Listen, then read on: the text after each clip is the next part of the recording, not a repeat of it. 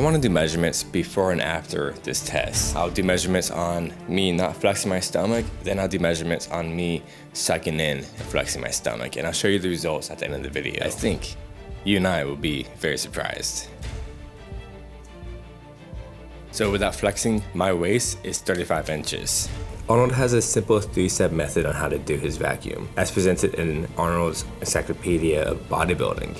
And in his encyclopedia, he recommends holding it for 20 to 30 seconds. As you can tell, that's extremely difficult. Then he continues to say, relax and do it 2 or 3 more times. Now he doesn't say how many sets and repetitions per day, so I'm kind of assuming that's what he recommends. 3 sets of 20 to 30 seconds every morning. But I will be doing the vacuum throughout the day as I go about it. Step 1, you bend at the waist.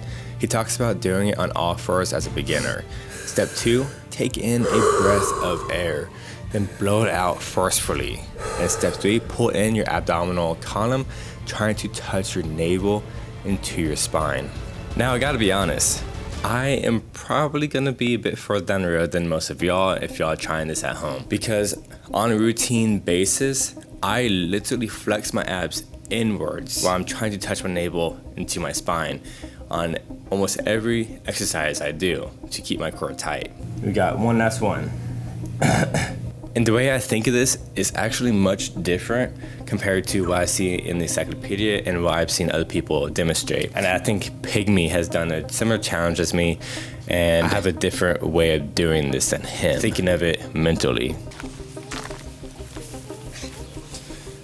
Oh yeah, I can actually see now. Huh. So if we break down the abdominal vacuum, we can see that it actually came from yoga, and it's called the Uddiyana Bandha, or the upward flying bandha. I watched a few YouTube videos on how to do it, and it's pretty synonymous on how Arnold did it on all fours, sucking in the navel and sucking upwards, because you want to fill the cavity of your abdominal all while taking a deep breath in and a full exhale out. You want your abdominal cavity to fill in, breath in, the excess room that your lungs is giving the abdomen or your abs.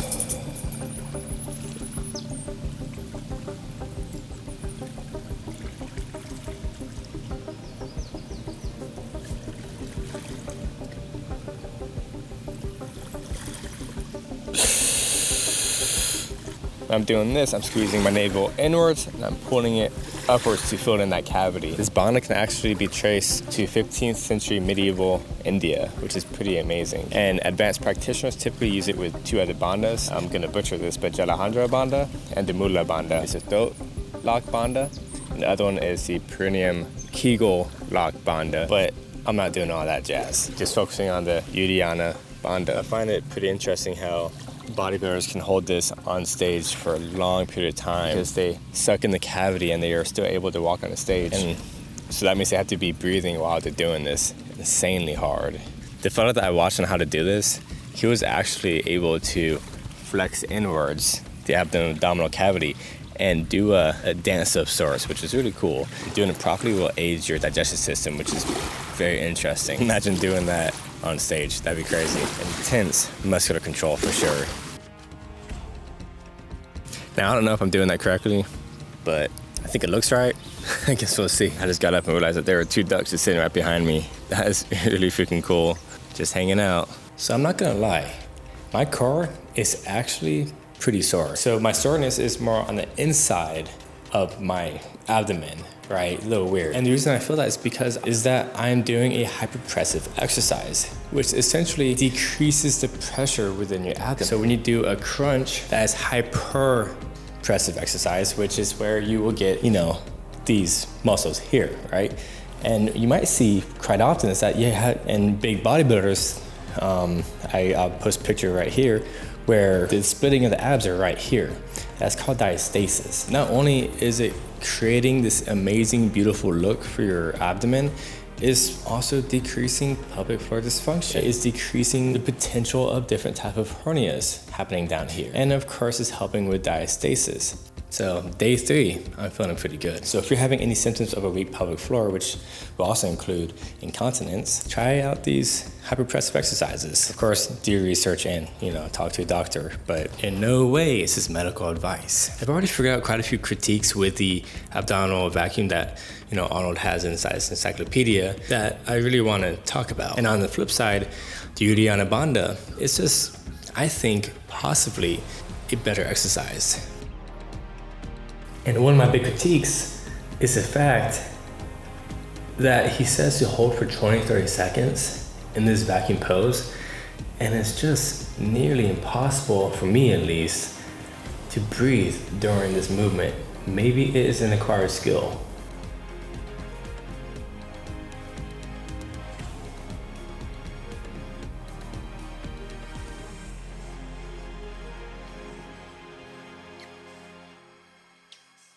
Right, so I really don't know what he was meaning with holding for 20 to 30 seconds. But with the Uddiyana Bandha and the way that yogis teach it, is you do quick repetitions, and with each repetition I have found is that the core goes deeper and deeper, which is nice. So you can really practice that. I notice that each time I do this, my throat gets a little tighter. Essentially is pulling on my throat.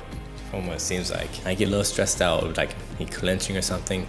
And when you're doing this I'm not a yogi, but what I've understood is that you want to do this with complete relaxation and truly focus just on the breath of the air. So breathe in, big chest, and breathe out. You can arc your back a little bit and suck in that core.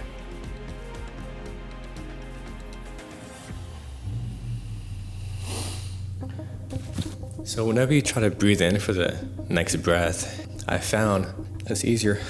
Release the stomach, then take the next breath. If not, it's like it's tough because you're basically creating a vacuum. Day 3, a success. So I did a pose today and it actually looked really good. I was pretty impressed with the way I performed in that pose. It was very hard to suck in the gut and flex all at the same time. But today I wanted to go over different tips on how to perform the abdominal vacuum in case you're still having issues. Because there's so many different ways that you can perform the vacuum and different ways of thinking about it. So I mentioned Pygmy before in this video, and he has done a similar challenge to this one. And the way he performed his vacuums was actually bent over, something around hip height. And this is a very good way to learn to do the abdominal vacuum. This is one of many others which I'll show in a quick second. But let's do this one first. Come up to your counter, bend over. Today is actually the first day that I did it this way, and I can see why other people train this way. So I feel like I can get my abdominal column deeper into my rib cage doing it this way, and that's probably and most likely due to me bending over the counter just like this.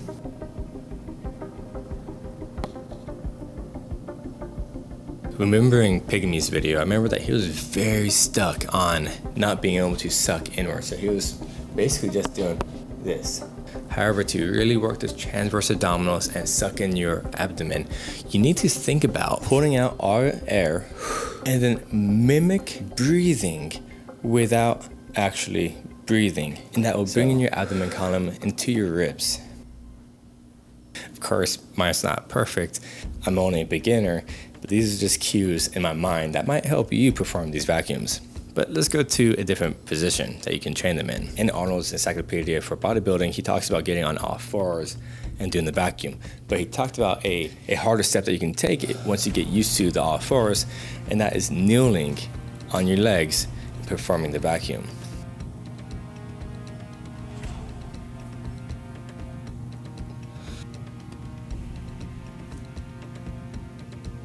That is actually quite a bit harder. That's my first time training it like this.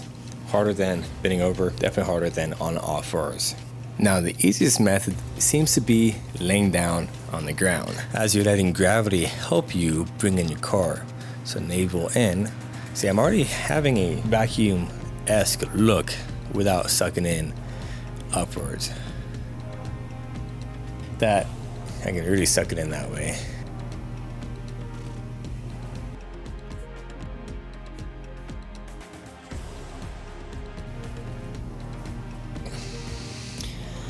definitely the lazy way to do it. And I can't really see how intense that is since I'm laying that way, but I bet it looks pretty intense. And before we move on to the next day, I want to give one more tip. It's easier to do this on an empty stomach. So when you first wake up before you eat breakfast, probably the best time to do it. However, I forgot to do it this morning, so it is, the afternoon now, but I'm still performing them pretty efficiently. And that's mainly because I don't eat huge meals throughout the day, so I'm still able to get my gut sucked in. But if you're bloated and you ate a pretty big meal, it's gonna be kind of difficult.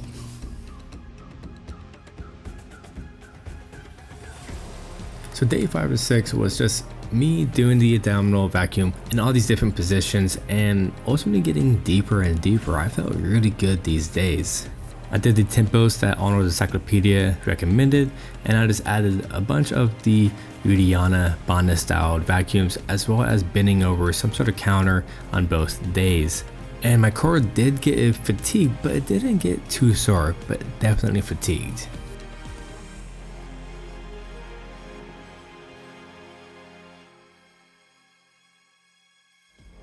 It's been 1 week, day 7. It's time to see the results. And this was really fun to do because not only am I getting a nice vacuum, but I can now squeeze this in tighter, which I couldn't necessarily do before I started doing the vacuuming. Last week, no flex, I got 35 inches. And I don't imagine this is gonna change any shape, way, or form. If anything, I feel like my gut has gotten bigger. 34 and a half. It was 35. That's something. Now let's do with the vacuum. And last week with the vacuum, I got 31 inches. Just about 30 inches. Right at 30 inches. That's a total of 1 inch less in the vacuum over training just a little bit of the abdominal vacuum. And taking the measurements away, I firmly think my abdominal vacuum looks so much deeper from day 1. And to learn more about the future of the abdominal vacuum in bodybuilding, check out this video. This is Chris, always appreciate and respect another. See you next time.